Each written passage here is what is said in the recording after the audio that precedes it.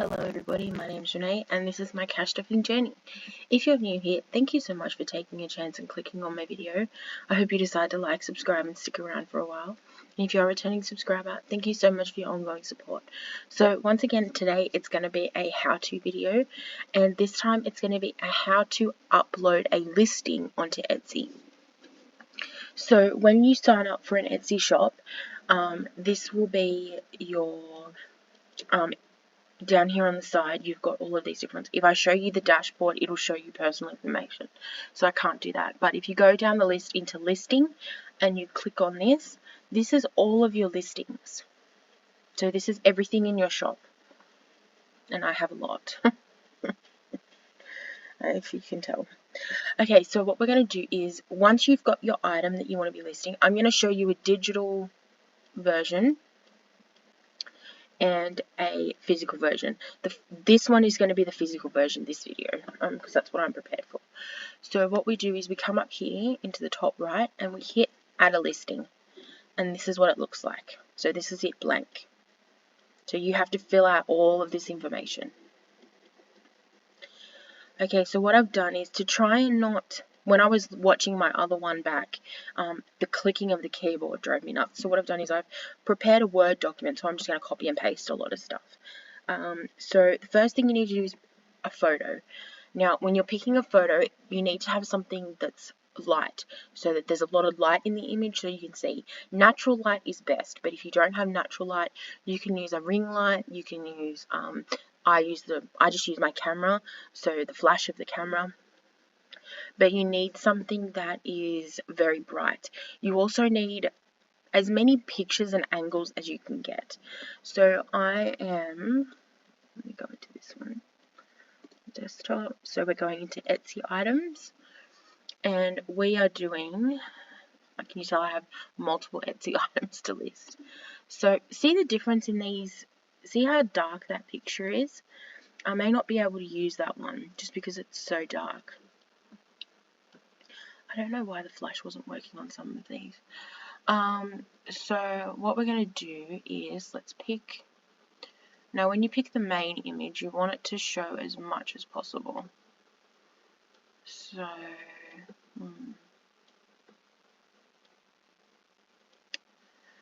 let's see, and this is, sometimes this is the longest part, is like finding an image to work with. Like that. But it may not look good because it's too dark.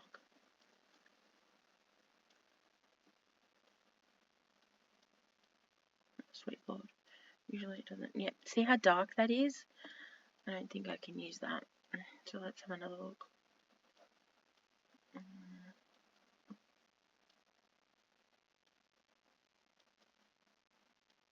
I don't know why my photos turned out so bad.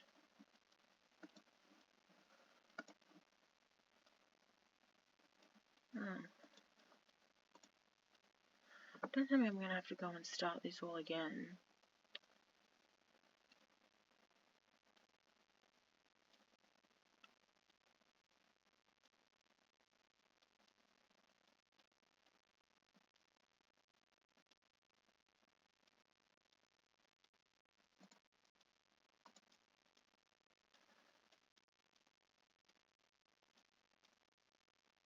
Well, this is a bit of a flop, but this is the perfect example of how things can go wrong and how it's really important to get a good photo, because like the photos looked really good when I was taking them, but like see how dark that is? So it means I'm gonna have to go through and retake all of my photos. But for the purpose of this, we're gonna leave that one there. Actually no, we're not. Let's pick a light one.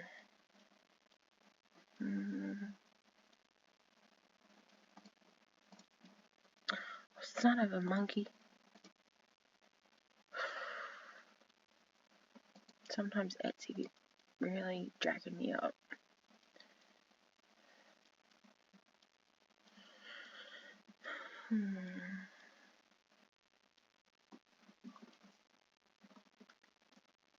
There we go, that's a decent one. Now when you come down into here, adjust, like you can move it around, so like if it was a bigger image, I could like move it so everything's centered. So then you click save. I would recommend having multiple pictures. So let's see if we can find another one.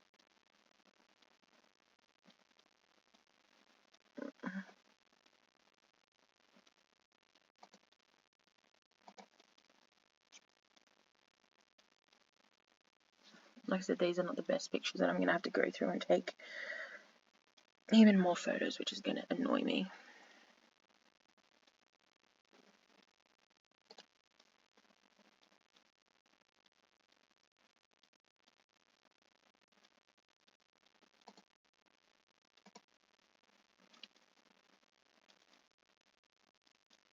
See, we want them all to be light and bright like this one, so that you can see what you're posting. Okay, you can do a quick video if you would like. I've never used this function, but people do seem to have success when they use it. Okay, so what we're going to call it. So for this one, for my item, I'm going to call it my annual savings challenge binder. Okay, so with this title, try and get as many keywords as possible. So we could do cash stuffing, and we could do savings challenge if you wanted to. I generally don't. I generally keep it pretty simple in the title because you want to grab their attention.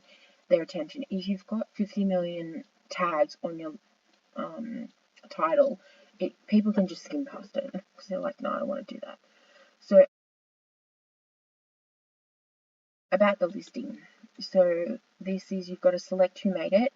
Now, if you are like have an employee or someone else made the item for you and you're reselling it, there's a whole bunch of stuff that you've got to do for that. But I'm not in that case, so I click myself. What is it? It's a finished product, and these ones are made to order. Now with the categories, I never know what to label it because it's not like you can type cash stuffing in there and then stuff pops up. So I usually just put envelopes because that's what it is. Yeah. So when they make I suppose we can probably try cash stuffing. A lot of the time it's not in there. You could do calendars, you could do wallets. I've never really known this to make a difference. I'm not a really big user of Etsy. Like, I basically just upload my products and that's it. So I don't really know the ins and outs of it. So that's just what I pick, and I've never really had an issue. If you say, for example, this is a binder, you could select a primary color and a secondary color. I've never used it, whether it's a set or it's recycled. If there's a specific occasion, so for example, say you're customizing wedding binders, you could put in here wedding because that's the occasion. So if people are searching for wedding items, your item would pop up.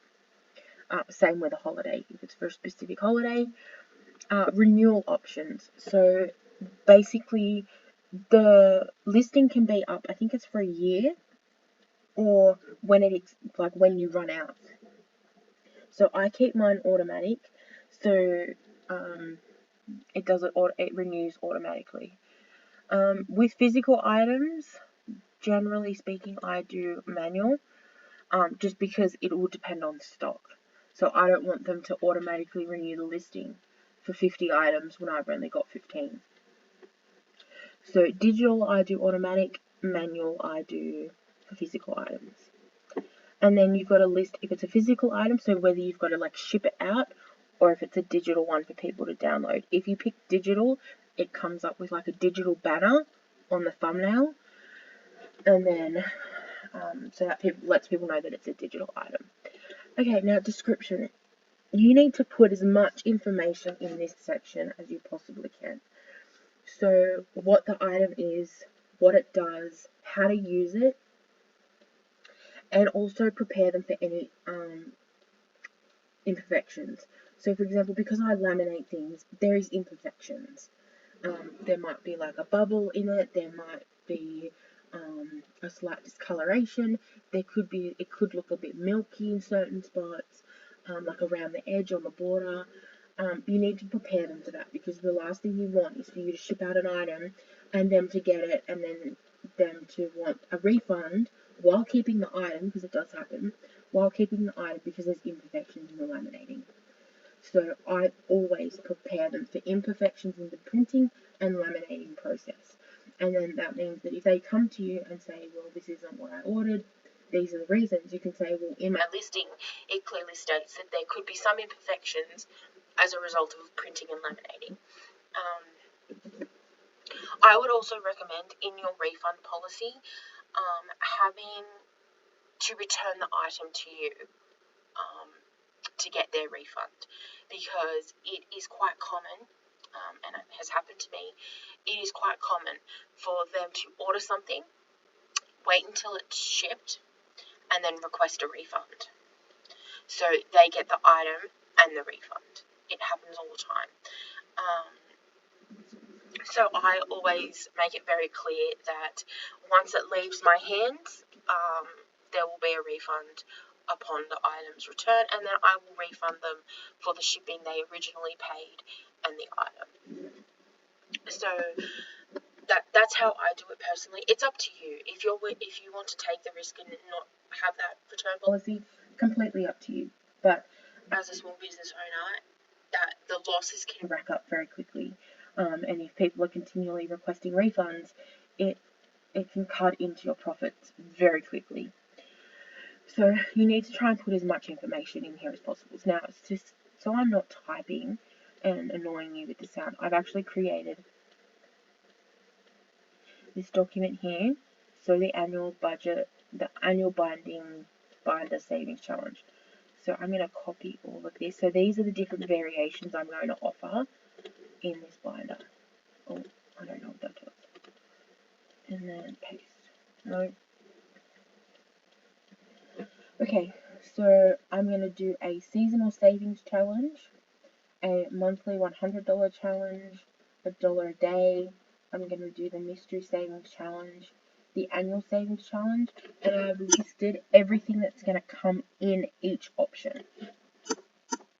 So let's split these up a little bit, just so it's easier for you to read. So this annual binder savings challenge can be fully customized to suit your financial goals. So that's what it is. And there are 5 options available. People like options. Give them options if you can. So this is what the binder is, and this is everything that comes in it. And I've done that for every single variation, so that when they're reading this description, they can clearly see if this item is going to be something they're interested in. And then here it is, maybe imperfections as a result of the printing and laminating process. And then in here, you can put refunds,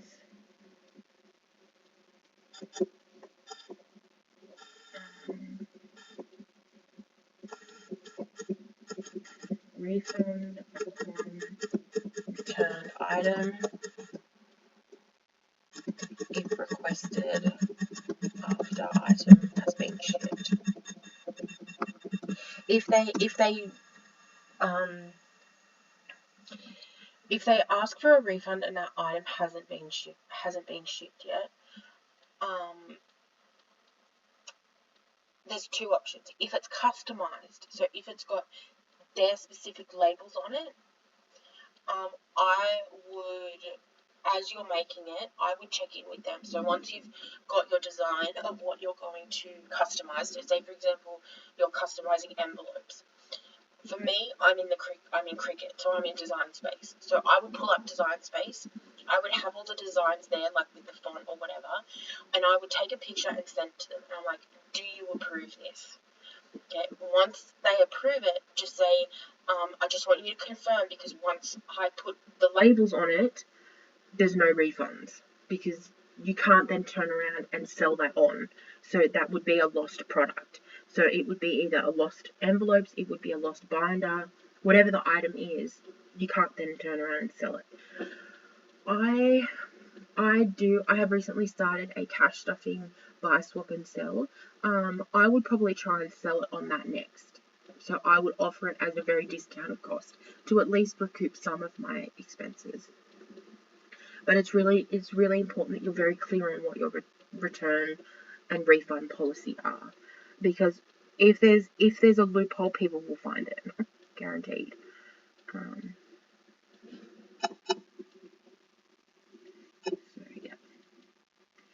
Okay, so this is everything. For example, if I had a savings challenge that needed instructions, I would also put them in here, and I would say what you need. So, for example, with my roll the dice challenge, it might be what you need, and you'll need the challenge, you'll need a marker, and you'll need a die or dice. And then I'll put the instructions underneath. And then I also generally have the instructions on the challenge itself. Production partners, I've never really had anything with that. Now, tags. So these are things that will flag your post. So, for example, we are going to do cash stuffing. We are going to do annual savings challenge.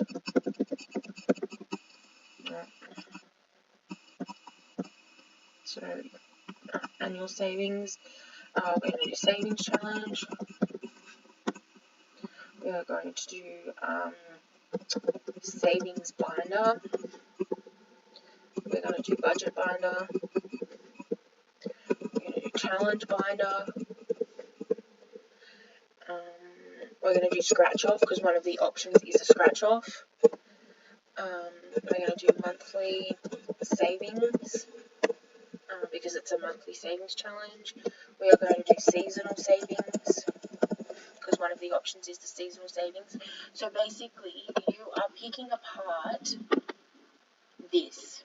You're pulling all of the information out of this and using it as tags. So you could do budget, you could do savings. What else could you do? I try and use as many of my tags as possible because you're like, what can it hurt? Really, it doesn't hurt anything by putting them in there.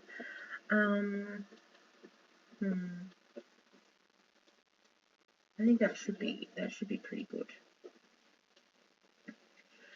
Ingredients and materials. Okay, now I'm not going to do the pricing just yet, and I'll tell you in a minute why. So we're going to leave this section here. We're going to go into variations. Now this is all of the different options they have. So for example, add variation. None of these work, so create new. And then in here, I'm going to put binder. And then add this in. So prices vary for each option. You can pick multiple of these. So for example, if the prices vary and you've got different amounts for each one, then you can do that. So add options. So what I'm going to do is so then you go back to your, like this listing, the description. So we've got seasonal. So a lot of you're restricted in what characters you can use. So I would probably just leave it at seasonal. And then there was $1 a day. And this lets me know which savings challenge and binder they want. So for example, so $1 a day. Then there was monthly challenge.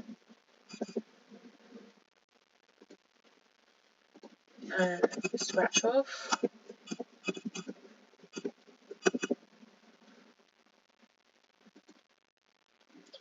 And then the other option was just the annual one, and that was the one was just the envelopes.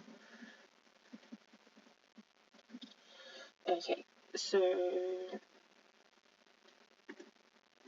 maybe we'll put that in here. challenge in. Let's see if that's, yeah. This one might be a bit long, so we may not be able to put in here. So $1 a day. I'm not sure if we'll be able to put it in here either.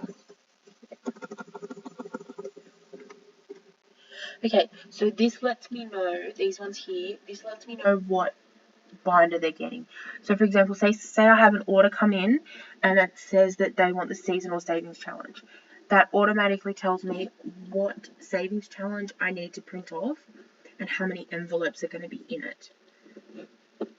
Okay, so now we've got the binder. So now we've got the envelopes. So with the envelopes, and so we've got no label. So they may just want the binder with the challenges and no label on it, so they can put the savings challenge in the envelope and that's their label. Or they can have, I gave 4 different options, I think.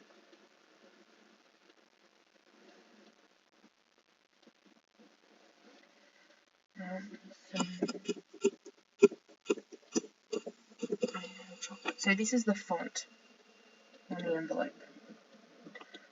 So I had chocolate, I had honey syrup,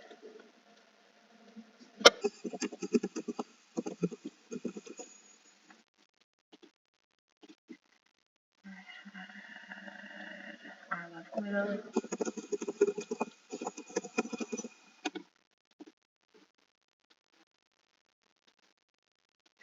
and I had holiday cookies. Now you can fully customize it, so you can ask them what font they want, what color they want, but that adds on a lot of time and a lot of effort, and you'll often end up chasing people, and that I used to do that when I first started my Etsy. I don't have time for that now. That's fine when you've got 1 or 2 orders, but I've currently got 37 orders sitting in my list, and I don't have the time to be chasing people about what they want. So I usually have a default. So for example, I have a default savings challenges for my $100 100 envelope box. So if they don't specify what challenges they want when they order, which it says in the listing, that's what you're supposed to do, let me know what you want. If they don't do that, they automatically get the default savings challenges. Takes the pressure off me. I'm just like, okay, well, they didn't list what they wanted. I don't remember having a conversation, because sometimes you will have people reach out and it might be their first time using Etsy, it might be their first time cash stuffing, they may just have questions, and they might say, can I have this one, or can I have that one? So you've kind of got to keep on top of the conversations you're having as well. So if they haven't listed it in their listing, if we haven't had a conversation about it, they're getting the default, the automatic, and I've stated that in my listing. So I state very clearly that if you don't specify which ones you want, these are the ones you're getting. And same with colors and fonts. Try and give them a few options and let them pick. And then if they want to customize it, 9 times out of 10, they will reach out to you and ask. And then you can be like, sure, I can customize it for you. I've done that quite a few times where they've just reached out and they said, oh, I really like this, but can I get it in this color? I'm like, yeah, sure, of course. I try and meet all my customized orders as much as possible, but keep in mind any extra expenses and more time. For example, I had a lovely woman reach out wanting a pink 100 envelope box. She just wanted one color, all pink. I am more than happy to do that. However, it requires me to purchase specific cardstock just for her. And I said to her, I am happy to do that. I even tracked down my supplier of cardstock. I took screenshots of the pink options. She picked one, but I made sure to inform her that as soon as I purchased that cardstock, So as soon as I make that order, there is absolutely no refunds for any reason, because it's a custom order and I mean, I probably could resell it, but I've gone to the additional expense of buying the cardstock. So try and keep all that in mind when you're creating these variations, and try and make it easier for yourself, not harder. So with this one, I've given them the option of no label. They can have, and then what I did is when I was on my Cricut, I'll open this up. These are the options of the fonts that I'm willing to do. So these are the 4 options. So when they make their order, this is the options they have. Now let's go out of here. So I think that's pretty much it. So seasonal savings, yep, $1 a day, monthly challenge, scratch off, and then this is all editable as well. Like if you publish it and then think, oh god, I made a mistake, you can just go in and edit it and republish. It's very easy to change. Okay, so when we were in that section, you know how we ticked different pricing for different challenges? This is why. Because, for example, the seasonal savings challenge is 4 envelopes. Right, so 4 envelopes, 4 printed and laminated trackers. The $1 a day monthly challenge and scratch off is 12. So there's a lot more expense and time involved in those. So it's really important to make sure that you're pricing correctly. So I've done a breakdown, and for the seasonal savings challenge, I'm going to do $40. That's to cover the binder, the envelopes, the labeling, the printing and laminating of the challenges, and any of like packaging. The annual one, I'm going to do $35 because that, yes, it's 12 envelopes, but there's no printing and laminating. It's just the envelopes. The $1 a day is going to be $45 to cover the extra envelopes and stuff. The monthly is also $45. And the scratch off is $50 because I have to go to the additional expense and time of putting on the scratch off stickers and the scratch off stickers themselves. And it takes a really long time to do that. Now, with this, see how that's out of order? That is going to bug me like you would not believe. So I'm probably going to end up editing that so that the $35 one is on top and these ones are all below. That's me. That's just me. It's just because I'm pedantic about that stuff. Now, up here, there's link photos. So do you remember in the, up the top, when I said put in as many photos as possible? This is why. So go into link photos. You want to click on the binder option and see how I can select the photo so that when they click on that option, so say for example they're ordering and it comes to this section where they've got to pick their binder, they will click on that and that image will pop up. So they will see what that is. So it's just making it easier for them to order. So then for example, like the $1 a day, that one doesn't have one. The scratch off one, I can pick this one. For the monthly one, I can pick this one. So see how now that when they order, it's going to pop up these images. So it just makes it easier for them to see. I'm going to cancel that just because I have to fix up all the photos. And with these, it's just the font. So they can either get no label, and then they pick their font. Now shipping. Shipping is very complicated, and I hate it, to be honest. I hate shipping. It's just a nightmare. So what I basically did is I created these shipping options based on the size of the package and the weight. Okay, so for example, this is my most common one. So if we go into here to edit, okay, so up to 250 grams. So this would be like a binder. So this is what this will fit into. So this will be the binder, the country of origin, so where I live, my postcode, and how long it takes. Now, when it comes to this thing, you need to think long term. When you've got one or two orders coming in here and there, having a few day turnover or even a week turnover is very, very, very viable option. However, like with myself, I now have 36 items sitting in my list, and I wasn't giving myself enough time, so my orders were becoming overdue. And Etsy frowns on that. And like people are reaching out to me constantly. Where is my item? What's taking so long? It should have shipped already. Like I always try, and if there's a delay, I always reach out before it's due.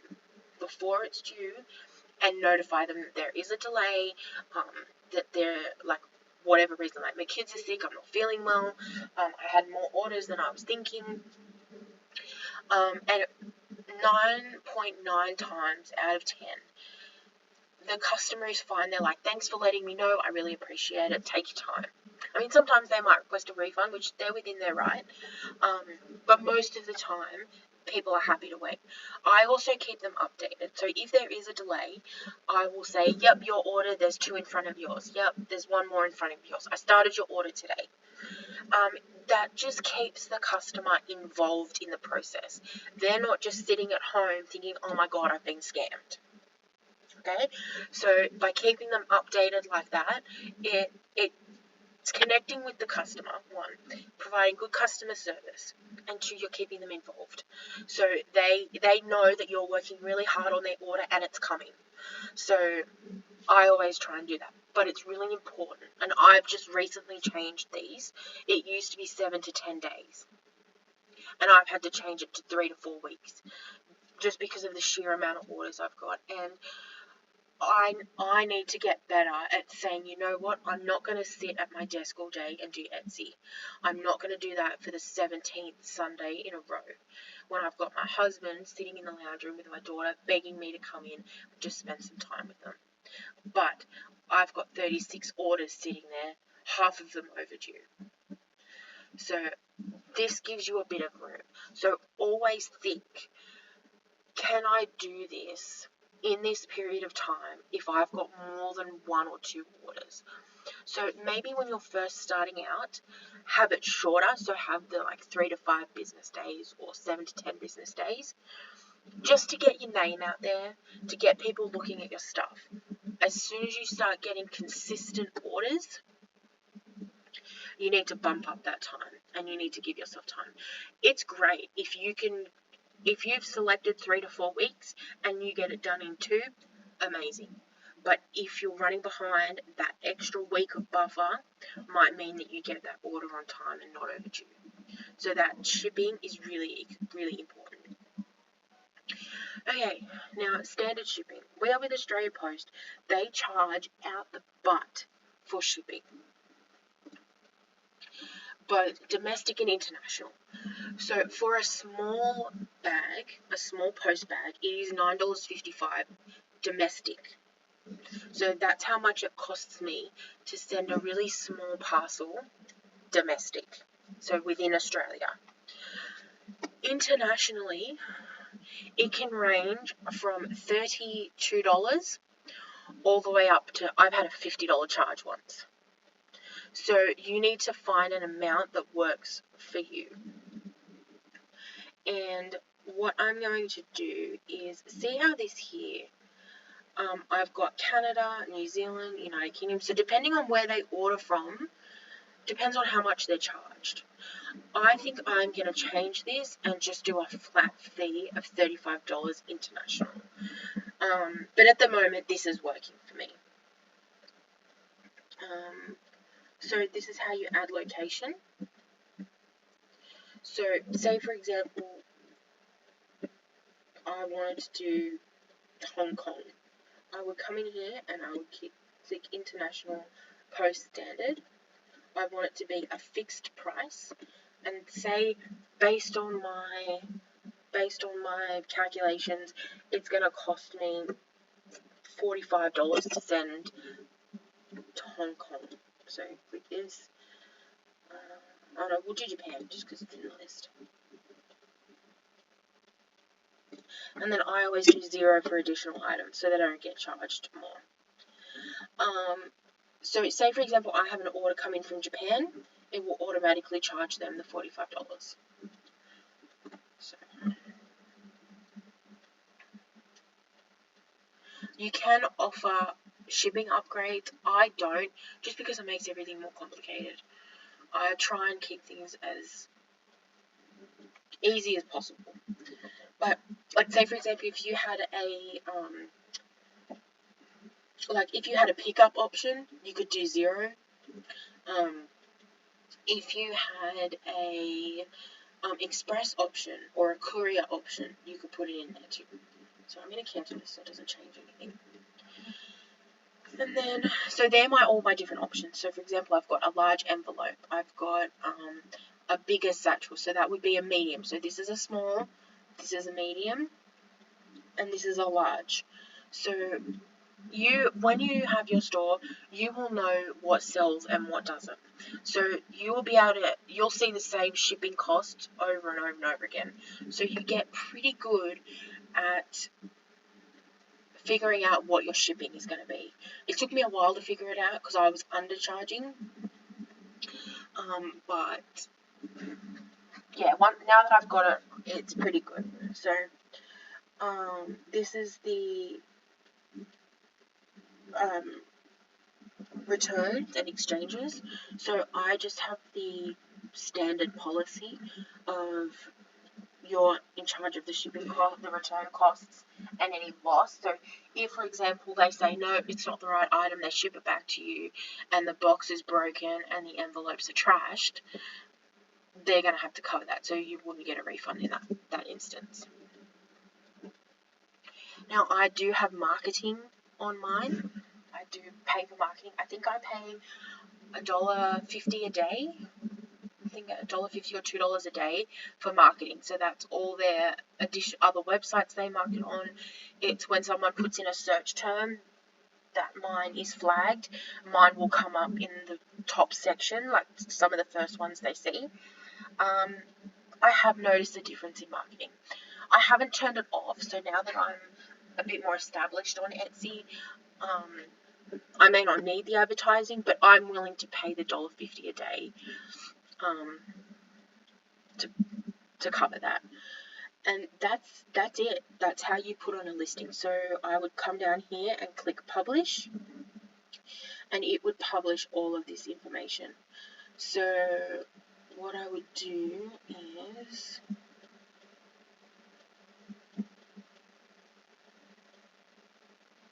alright, so let's publish it, and then I will remove it. So hit publish. Oh, I thought I clicked this.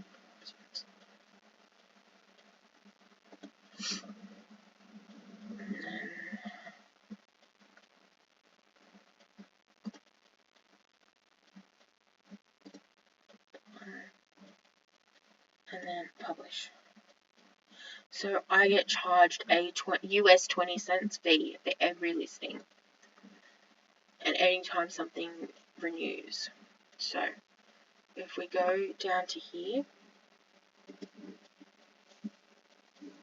so this is my storefront. So this is what people see when they come and visit my store.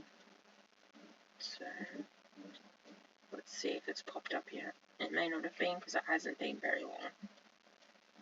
I'll probably be right at back too. God, I have so much crap. I definitely need to clean this out because there is so much crap.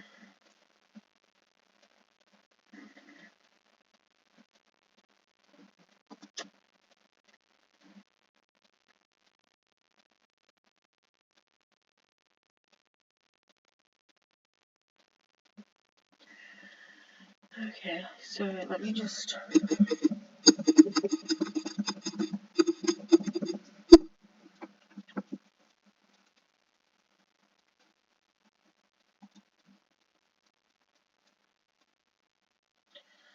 so it's not coming up yet.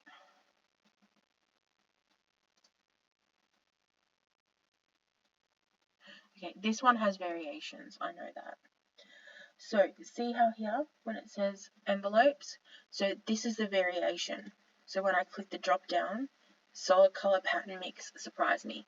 So when someone wants to order that, they're the variations. So in the new listing, it would have binder here, and then it would have all of the different savings challenges they could buy, and then it would have an envelope option, and then they could pick the no label, and then whichever font they want. So do most recent. See if that hasn't loaded yet. Sometimes for physical items it can take time.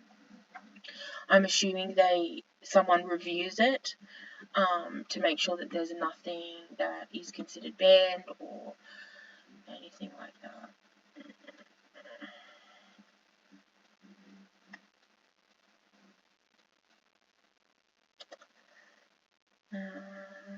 I'm not sure Alright.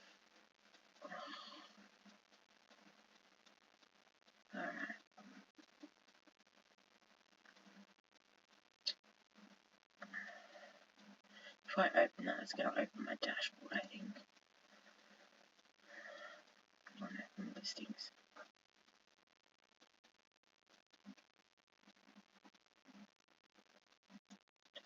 Let's see if it's up there. Yep, see. Okay, here we go. Here it is. So we click on this. So when someone orders it, these are the options. So we've got seasonal challenge, $1 a day, monthly, scratch off, annual. So if I was to check monthly, envelopes, no label, for example. And then these are all the pictures we uploaded, which I'm going to have to redo. So yeah, that's how we do it. So before that gets any steam, let's remove it because I need to make edits. Deactivate.